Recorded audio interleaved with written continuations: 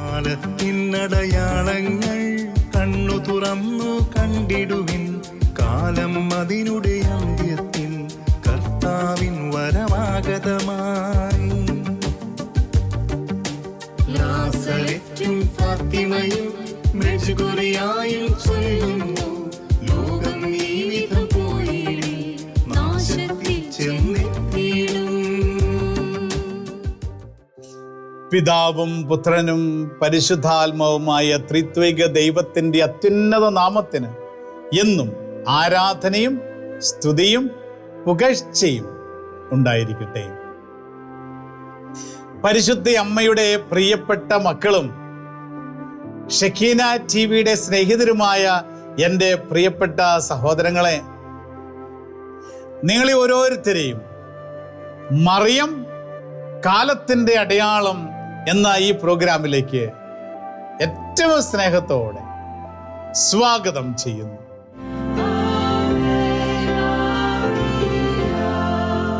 നമ്മുടെ നാട്ടിൽ നമ്മുടെ ഒരു സഹോദരിയായ റാണി ജോണിലൂടെ പരിശുദ്ധ കന്യകാമറിയം നമുക്ക് നൽകിക്കൊണ്ടിരിക്കുന്ന സന്ദേശങ്ങളാണ് ഈ കഴിഞ്ഞ എപ്പിസോഡുകളിലൂടെ നാം കാണുവാൻ പരിശ്രമിച്ചത്. എത്ര കരുതലോടും സ്നേഹത്തോടും കൂടിയാണ് പരിശുദ്ധ അമ്മ നമ്മുടെ നാട്ടിൽ നമ്മുടെ അടുത്ത് പ്രത്യക്ഷപ്പെട്ട് നമ്മുടെ ഒരു സഹോദരിയിലൂടെ നമ്മോട് സംസാരിക്കുന്നത് എന്ന് നാം മനസ്സിലാക്കി. അമ്മയ്ക്ക് പ്രത്യേകിച്ച് പുതിയതായിട്ടൊന്നും പറയാനില്ലെന്നും ഈശോ നമ്മളോട് പറഞ്ഞിരിക്കുന്ന കാര്യങ്ങളെല്ലാം അമ്മ ഒരിക്കൽ കൂടി സ്നേഹത്തോടെ നമ്മളെ ഓർമ്മിപ്പിക്കുക മാത്രമാണ് ചെയ്യുന്നതെന്നും കഴിഞ്ഞ എപ്പിസോഡിലൂടെ നാം തിരിച്ചറിയുകയുണ്ടായി. അമ്മയുടെ സന്ദേശങ്ങൾ എത്രമാത്രം ഗൗരവമായി നമ്മൾ എടുക്കണം എന്നുള്ള ബോധ്യവും നമുക്ക് ഈ ദിവസങ്ങളിൽ ലഭിക്കുകയുണ്ടായി. കഞ്ചിക്കോട് 1996 നവംബർ മാസം 2-ാം തീയതി മുതൽ 2002 ഓഗസ്റ്റ് മാസം 22-ാം തീയതി വരെ ഉള്ള കാലഘട്ടത്തിൽ പരിശുദ്ധ അമ്മ വ്യക്തമായ 51 സന്ദേശങ്ങൾ കൈമാറിയെന്ന് റാണി ചേച്ചി ലോകത്തോട് പങ്കുവച്ചിട്ടുണ്ട്. ഇപ്പോഴും പ്രൈവറ്റ് ആയിട്ട് കർത്താവിൻ്റെ പരിശുദ്ധ അമ്മയുടെ സന്ദേശങ്ങളൊക്കെ ചേച്ചിക്ക് ലഭിക്കുന്നുണ്ട്. എന്നാൽ പരിശുദ്ധ അമ്മയുടെ വളരെ വ്യക്തമായ ലോകത്തിന് വേണ്ടിയുള്ള 51 സന്ദേശങ്ങളാണ് ആ കാലഘട്ടത്തിൽ, ഞാൻ പറഞ്ഞ ഈ കാലഘട്ടത്തിൽ ചേച്ചിക്ക് ലഭിക്കുക. അതിൻ്റെ വളരെ പ്രധാനപ്പെട്ട ഒരു സന്ദേശമാണ് കഴിഞ്ഞ എപ്പിസോഡിൽ ഞാൻ നിങ്ങളുമായി പങ്കുവെച്ചത്. ഇനി ഇന്നത്തെ എപ്പിസോഡ്, പ്രിയമുള്ള സഹോദരങ്ങളെ, പരിശുദ്ധ അമ്മ റാണി ചേച്ചിക്ക് നൽകിയ മറ്റൊരു വളരെ പ്രധാനപ്പെട്ട സന്ദേശം നിങ്ങളുമായി പങ്കുവയ്ക്കാൻ ആഗ്രഹിക്കുകയാണ്. 1996 ഡിസംബർ മാസം 8-ാം തീയതിയാണ് പരിശുദ്ധ അമ്മ ഈ സന്ദേശം ചേച്ചിക്ക് നൽകിയത്. ഡിസംബർ മാസം 8-ാം തീയതി പരിശുദ്ധ അമ്മയുടെ അമലോത്ഭവ തിരുനാൾ നമ്മൾ ആഘോഷിക്കുകയാണ്. സാധാരണഗതിയിൽ പരിശുദ്ധ അമ്മയുടെ ഏതെങ്കിലും ഒരു തിരുനാളിനോടനുബന്ധിച്ചോ ഈശോയുടെ ഏതെങ്കിലും ഒരു തിരുനാളിനോടനുബന്ധിച്ചോ ഇല്ലെങ്കിൽ പ്രത്യേകമായി പരിശുദ്ധ അമ്മ തിരഞ്ഞെടുത്ത ഒരു ദിവസത്തിലോ ആണ് ഈ സന്ദേശങ്ങൾ ലഭിക്കുന്നത് നമ്മൾ മനസ്സിലാക്കിയിട്ടുണ്ട്. അങ്ങനെ അമ്മയുടെ അമലോത്ഭവ തിരുനാൾ ദിവസം 1996 പരിശുദ്ധ അമ്മ നമുക്ക് വേണ്ടി റാണി ചേച്ചിയിലൂടെ നൽകിയ സന്ദേശം നമുക്കൊന്ന് ശ്രവിക്കാം. നിങ്ങളെ സ്നേഹിക്കുന്ന അമ്മയാണ് ഞാൻ. സ്നേഹമാകുന്ന യേശു രൂപത്തെ പ്രതിഫലിപ്പിച്ച അമ്മ. നിങ്ങൾ പാപമാകുന്ന തിന്മയിൽ നിന്നും യേശുവിൻ്റെ തിരുരക്തത്താൽ കഴുകപ്പെടണം. ലോക ശത്രുവായ പിശാചിന്റെ അടിമത്തത്തിൽ കഴിയുന്ന മക്കളെ ഓർത്ത് ഞാൻ ദുഃഖിതയാണ്. അമലോത്ഭവയായ നിങ്ങളെ സ്നേഹിക്കുന്ന അമ്മ നിങ്ങളുടെ അടുത്തുണ്ട്. പുത്രനായ യേശുവിനോടും സഭയോടും വിശ്വസ്തത പുലർത്താതെ ഈ ലോകത്തിന്റെ വഴികളിലൂടെ സഞ്ചരിക്കുവാൻ താല്പര്യം കാണിക്കുന്ന പുരോഹിതരെ ഓർത്ത് തീഷ്ണമായി പ്രാർത്ഥിക്കുക. വളരെ ശക്തമായ സന്ദേശമാണ് പരിശുദ്ധ അമ്മ ചേച്ചിയിലൂടെ നൽകിയിരിക്കുന്നത്. ഈശോ നമുക്ക് വേണ്ടി കാൽവരി മലയിൽ ചിന്തിയ തിരുരക്തത്താൽ നമ്മൾ ഓരോരുത്തരെയും പാപങ്ങൾ കഴുകപ്പെടണമെന്നും യേശുവിന്റെ രക്തത്താൽ കഴുകി വിശുദ്ധീകരിക്കപ്പെട്ടെങ്കിൽ മാത്രമേ ഈ ലോകത്തിൽ പാപമില്ലാതെ ദൈവം ആഗ്രഹിക്കുന്ന രീതിയിൽ ജീവിച്ച് സ്വർഗത്തിലെത്തുവാൻ നമുക്ക് സാധിക്കുകയുള്ളൂ എന്നുള്ള ശക്തമായ സന്ദേശം. നമ്മളൊക്കെ പാപികളാണ്. എന്നാൽ പാപം ചെയ്യുന്ന നമ്മളെ ദൈവം വിധിച്ച് മാറ്റി നിർത്തുന്ന ഒരു ദൈവമല്ല എന്നും നമ്മുടെ പാപങ്ങൾക്ക് പരിഹാരം ചെയ്ത കർത്താവിൻ്റെ തിരുരക്തത്താൽ നമ്മുടെ പാപങ്ങളെല്ലാം കഴുകിക്കളയണമെന്നും പരിശുദ്ധ അമ്മയിലൂടെ ഈശോ സംസാരിക്കുകയാണ്. വിശുദ്ധ യോഹന്നാൻ എഴുതിയ ലേഖനത്തിന്റെ 1-ാം അധ്യായത്തിന്റെ 7-ാം തിരുലിഖിതം ഇപ്രകാരം നമ്മോട് സംസാരിക്കുന്നുണ്ട്.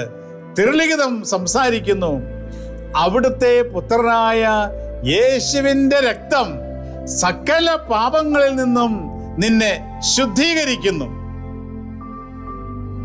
ഈ തിരുലിഖിതം തന്നെയാണ് പരിശുദ്ധ അമ്മ നമുക്ക് വീണ്ടും പറഞ്ഞു തരുന്നത്. യേശുവിന്റെ രക്തത്താൽ നിങ്ങളുടെ എല്ലാ പാപങ്ങളും കഴുകപ്പെടണം. എന്നിട്ട് അമ്മ പറയുകയാണ്, ഞാൻ നിങ്ങളുടെ കൂടെയുണ്ട്, നിങ്ങളുടെ സഹായിയായി നിങ്ങളുടെ കൂടെയുണ്ട്.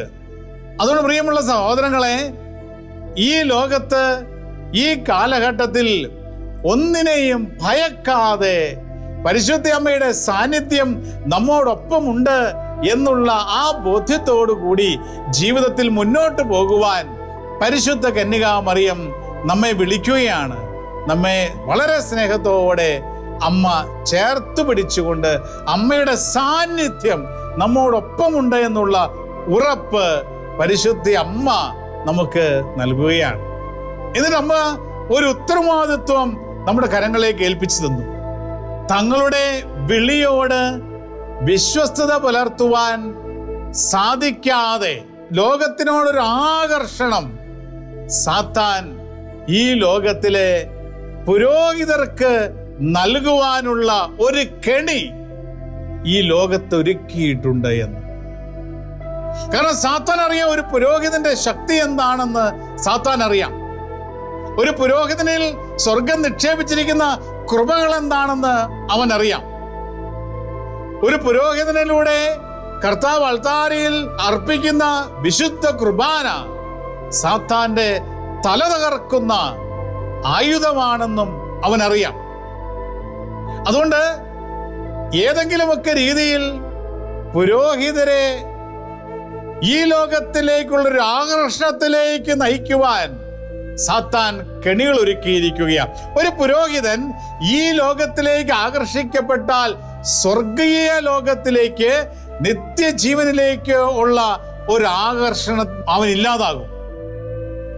പിന്നെ ഈ ലോകത്തിലെ കാര്യങ്ങളിലായിരിക്കും അവൻ കൂടുതൽ തൽപരനാകുക. ആത്മരക്ഷയ്ക്ക് വേണ്ടി, സ്വന്തം ആത്മരക്ഷയ്ക്ക് വേണ്ടിയോ മറ്റുള്ളവരുടെ ആത്മാക്കളുടെ രക്ഷയ്ക്ക് വേണ്ടിയോ അധ്വാനിക്കേണ്ട നിമിഷങ്ങളിൽ ഈ ലോകത്തിന്റെ പലതിലും അവൻ പെട്ട് കുടുങ്ങിക്കിടക്കും. അതുകൊണ്ട് അവനിലൂടെ നേടേണ്ട ആത്മാക്കൾ രക്ഷപ്പെടാതെ തിന്മയുടെ സ്വാധീനത്തിലേക്ക് കടന്നു പോകാനുള്ള സാധ്യതയുണ്ട്. അതുകൊണ്ടാണ് പല വിശുദ്ധരും പറഞ്ഞു തന്നിരിക്കുന്ന ഒരു കാര്യമുണ്ട്. ഒരു പുരോഹിതൻ സ്വർഗത്തിലേക്കോ നരകത്തിലേക്കോ തനിച്ചു പോവുകയില്ല. അവൻ സ്വർഗത്തിലേക്കാണ് പോകുന്നതെങ്കിൽ അവൻ രക്ഷിച്ച ഒരുപാട് ആത്മാക്കളും അവന്റെ കൂടെ സ്വർഗത്തിലേക്ക് പോകാനുണ്ടാവും. അവൻ നരകത്തിലേക്ക് പോകാനാണ് വിധിക്കപ്പെടുന്നുണ്ടെങ്കിൽ അവനിലൂടെ രക്ഷിക്കപ്പെടേണ്ട പക്ഷെ രക്ഷിക്കപ്പെടാത്ത കുറെ ആത്മാക്കൾ അവനിലൂടെ നരകത്തിലേക്ക് പോകാനുണ്ടാകും. ചില വിശുദ്ധർ പുരോഹിതർക്ക് പറഞ്ഞു തന്നിരിക്കുന്ന കാര്യം ഇതാണ്. അതുകൊണ്ട് പൗരോഹിത്യത്തെ എത്രമാത്രം ഗൗരവമായി എടുക്കണമെന്ന് സഭയും വിശുദ്ധരും ഓർമ്മിപ്പിക്കുന്ന അതേ കാര്യം തന്നെയാണ് പരിശുദ്ധ അമ്മ പറഞ്ഞത്. അതുകൊണ്ട് അമ്മ നമ്മളെ ഏൽപ്പിക്കുന്ന ഉത്തരവാദിത്വം എന്താണ്? സാത്താൻ വെച്ചിരിക്കുന്ന ഈ ലോകത്തിന്റെ കെണികളിൽ ഈ ലോകത്ത് ഒരു പുരോഹിതനും ചെന്നെത്താതെ നമ്മൾ പ്രാർത്ഥിക്കണം. നമ്മൾ പ്രാർത്ഥനയിലാണ്, പൗരോഹിത്യത്തെ സംരക്ഷിക്കുവാൻ സാധിക്കുക. ഓരോ പുരോഹിതനും പ്രാർത്ഥനയുടെ പുരോഹിതരായി മാറണമെന്നുള്ള ഒരു വിളിയാണ് ഞങ്ങൾക്ക് പരിശുദ്ധി അമ്മ കഞ്ചിക്കോട്ടിലൂടെ നൽകുക. ഓരോ പുരോഹിതനും തങ്ങളുടെ പൗരോഹിത്യ ജീവിതത്തെ എത്രമാത്രം ഗൗരവമായി എടുക്കണമെന്നും അത് എത്രമാത്രം പ്രാർത്ഥനയിലൂടെയും പ്രായശ്ചിത്തത്തിലൂടെയും പരിത്യാഗത്തിലൂടെയും ഞാനെന്ന പുരോഹിതൻ എൻ്റെ പൗരോഹിത്യത്തെ സംരക്ഷിക്കണമെന്നും കുമ്പസാരം എന്ന കൂദാശയിലൂടെ വിശുദ്ധീകരിക്കപ്പെട്ട് ദിവികാരന്റെ നാഥന്റെ മുൻപിൽ മണിക്കൂറുകൾ ചിലവഴിച്ച് ശക്തി സംഭരിച്ച് പൗരോഹിത്യത്തിലൂടെ അനേക ആത്മാക്കളെ നേടേണ്ട ഒരു വിശുദ്ധ ജീവിതമാണ് പുരോഹിതന്റെ ജീവിതമെന്നുമുള്ള വലിയൊരു ഓർമ്മപ്പെടുത്തല പരിശുദ്ധ അമ്മ കഞ്ചിക്കോട്ടെ റാണിച്ചേച്ചിയിലൂടെ നമുക്ക് നൽകിയിരിക്കുന്നു. അവന് പ്രിയമുള്ള സഹോദരങ്ങളെ, ഇന്ന് രാത്രിയിൽ പരിശുദ്ധ അമ്മയുടെ സന്ദേശങ്ങൾ ഏറ്റെടുത്ത് നമുക്കറിയാവുന്ന പുരോഹിതർക്ക് വേണ്ടി നമ്മൾ പ്രാർത്ഥിക്കണം. നമുക്ക് മാമോദിസ നൽകിയ പുരോഹിതൻ അദ്ദേഹം ഇന്ന് ജീവിച്ചിരിപ്പുണ്ടെങ്കിൽ ഇല്ലെങ്കിലും അദ്ദേഹത്തിന് വേണ്ടി പ്രാർത്ഥിക്കണം.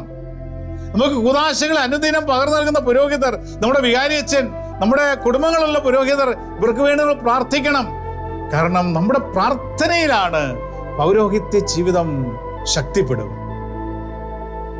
പരിശുദ്ധ അമ്മയുടെ പ്രത്യേകമായ സന്ദേശമാണ് പുരോഹിതർക്ക് വേണ്ടി, പൗരോഹിത്യത്തിന് വേണ്ടി പ്രാർത്ഥിക്കുക. കാരണം സാത്താൻ പൗരോഹിത്യത്തിൽ കണ്ണുവെച്ചിട്ടുണ്ട് എന്നുള്ള ഒരു വളരെ പ്രധാനപ്പെട്ട സന്ദേശം പരിശുദ്ധ അമ്മ കഞ്ചിക്കോട്ടെ റാണിച്ചേച്ചിയിലൂടെ നമുക്ക് നൽകുകയാണ്.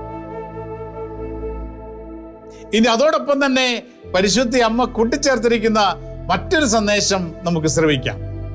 സമാധാനവും സ്നേഹവുമായ യേശുവിനരികിലേക്ക് ഓടി അണയുന്നതിന് പകരം വെറുപ്പിന്റെയും സ്വാർത്ഥതയുടെയും അഴിമതിയുടെയും പുറകെ പോയി അന്ധകാരം നിറഞ്ഞ ലോകത്തിൽ അവിശ്വസ്തരും അഹന്തയും നിറഞ്ഞു ജീവിക്കുന്ന മക്കളെ ഓർത്ത് ഞാനും തിരുസുതനും വേദനിക്കുന്നു.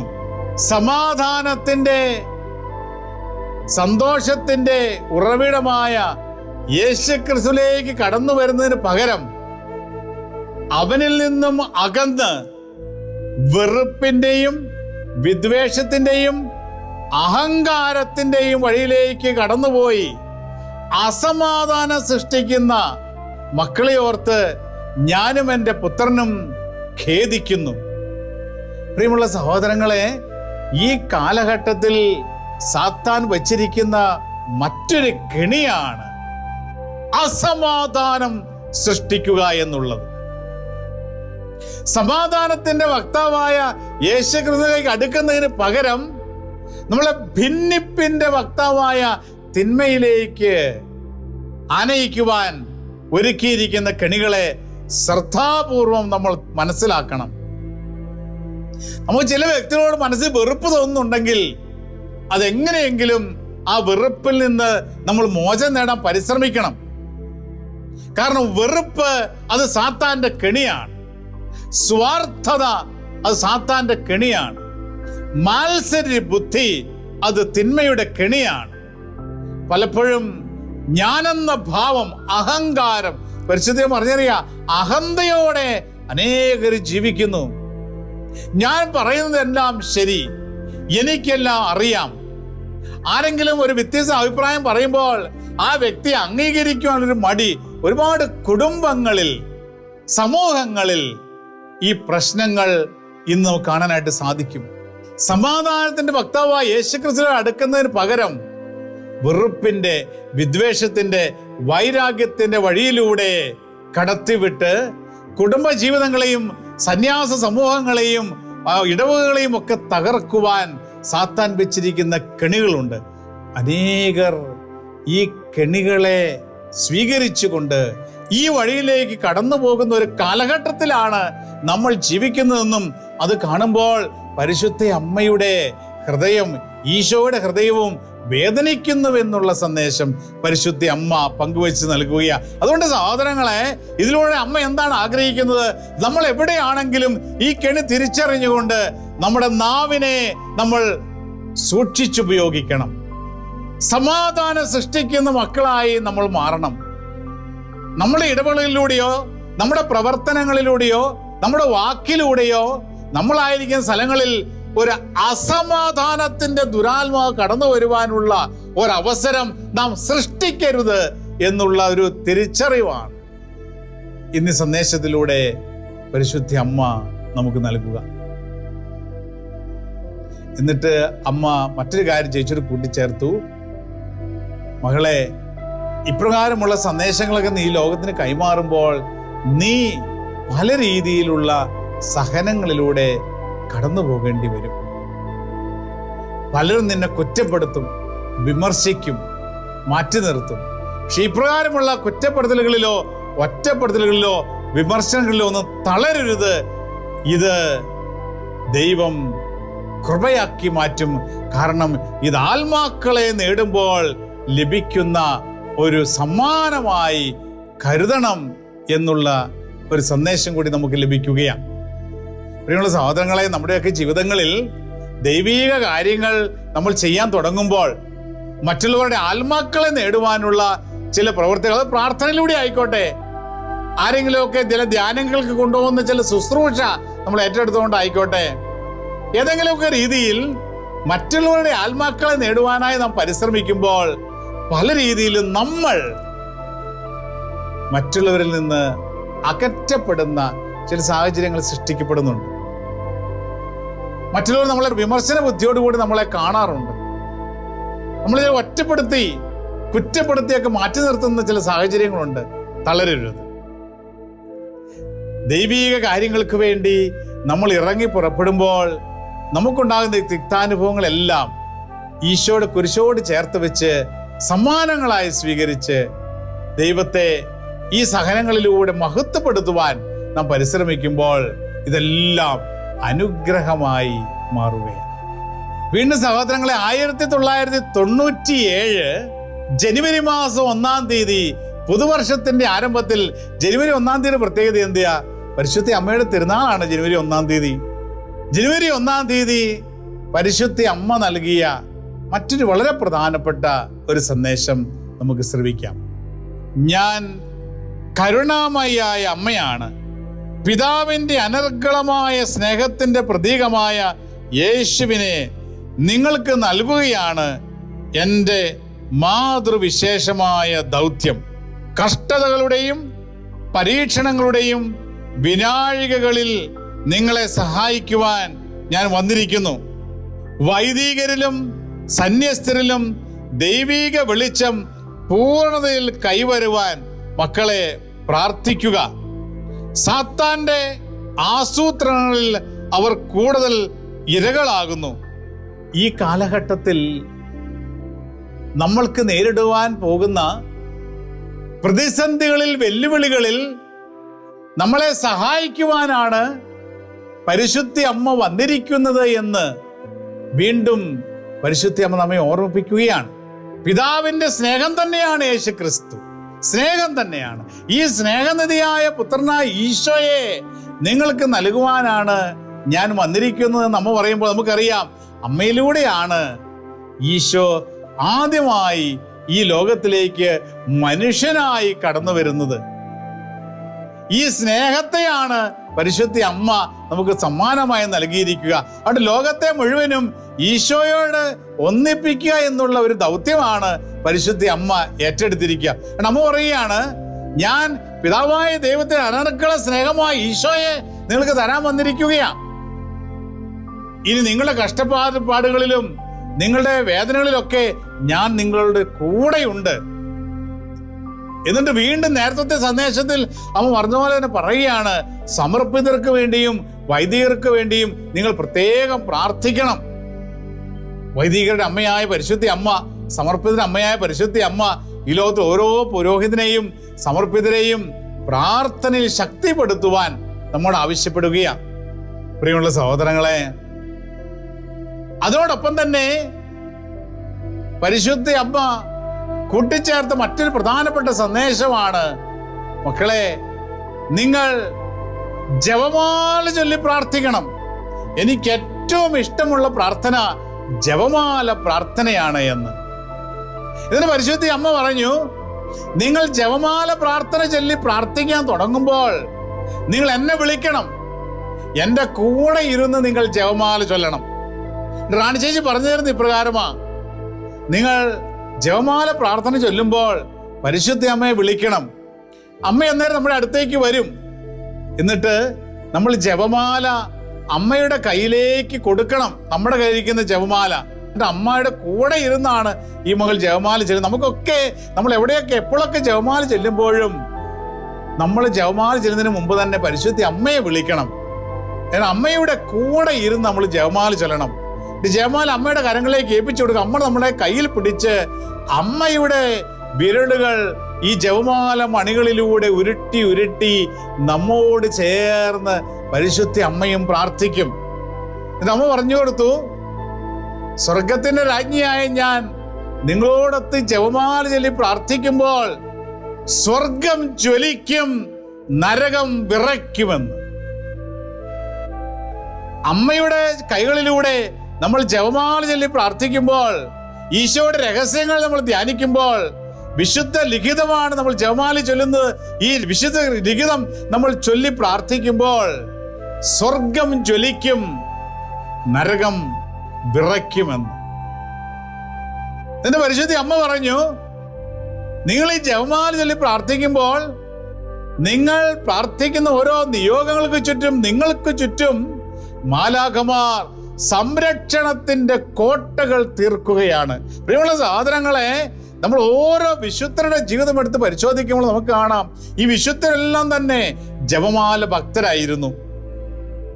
ജപമാല ചൊല്ലി ചൊല്ലി ചൊല്ലി സംരക്ഷണത്തിന്റെ കോട്ടയ്ക്കുള്ളിൽ ജീവിച്ചിരുന്നവരാണ് വിശുദ്ധര്. സാത്താൻ തീർത്തിരിക്കുന്ന എല്ലാ കെണികളിൽ നിന്നും നമുക്ക് സംരക്ഷണം ലഭിക്കുവാൻ ജപമാല ചൊല്ലി പ്രാർത്ഥിക്കുവാൻ അമ്മ ആവശ്യപ്പെടുക. അമ്മ പറഞ്ഞു, എനിക്ക് ഏറ്റവും ഇഷ്ടമുള്ള പ്രാർത്ഥന ജപമാല പ്രാർത്ഥനയാണ്. നിങ്ങൾ എന്നോട് കൂടെ ഇരുന്ന് ജപമാല ചൊല്ലി പ്രാർത്ഥിക്കുക. ഞാൻ നിങ്ങളോടൊപ്പം ജപമാല മണികൾ ഉരുട്ടി ഉരുട്ടി നിങ്ങൾക്ക് വേണ്ടി പ്രാർത്ഥിക്കും. ഞാൻ നിങ്ങളുടെ കൂടെ പ്രാർത്ഥിക്കുമ്പോൾ സകല മാലാഖമാരുടെ സംരക്ഷണ കോട്ട നിങ്ങൾക്ക് ചുറ്റും തീർക്കപ്പെടും. നിങ്ങൾ നിങ്ങളുടെ കുടുംബത്തിന് വേണ്ടി പ്രാർത്ഥിക്കുമ്പോൾ, അതുകൊണ്ട് നമ്മൾ ജപമാല പല നിയോഗങ്ങൾ വെച്ച് പ്രാർത്ഥിക്കാറുണ്ടല്ലോ. ഈ നിയോഗങ്ങളൊക്കെ ചൊല്ലി നമ്മൾ പ്രാർത്ഥിക്കുമ്പോൾ നമുക്ക് ചുറ്റും സംരക്ഷണ കോട്ട തീർക്കപ്പെടുകയാണ്. നമ്മുടെ കുഞ്ഞുങ്ങൾക്ക് വേണ്ടി ജപമാല ചൊല്ലി പ്രാർത്ഥിക്കുമ്പോൾ ഈ കുഞ്ഞുങ്ങൾക്ക് ചുറ്റും സംരക്ഷണ കോട്ട മാലാഖമാർ തീർക്കുകയാണ്. നമ്മുടെ പ്രിയപ്പെട്ടവർക്ക് വേണ്ടി, ഈ ലോകത്തിന് വേണ്ടി, പാപികൾക്ക് വേണ്ടി ഒക്കെ പ്രാർത്ഥിക്കുമ്പോൾ, വ്യത്യസ്ത നിയോഗങ്ങൾക്ക് വേണ്ടി പ്രാർത്ഥിക്കുമ്പോൾ മാലാഖമാരുടെ ഒരു സംരക്ഷണ കോട്ട നമുക്ക് ചുറ്റും തീർക്കപ്പെടുന്നു എന്നുള്ള സന്ദേശം പരിശുദ്ധ അമ്മ നൽകുകയാണ്. അതുകൊണ്ട് നമ്മൾ ഓരോ ജപമാല ചൊല്ലി പ്രാർത്ഥിക്കുമ്പോഴും പരിശുദ്ധ അമ്മയെ വിളിച്ച് അമ്മയുടെ കയ്യിലേക്ക് ജപമാല ഏൽപ്പിച്ചു കൊടുത്ത് ഹൃദയത്തിൽ നിന്ന് അമ്മയോടൊപ്പം ജപമാല ചൊല്ലി പ്രാർത്ഥിക്കുക.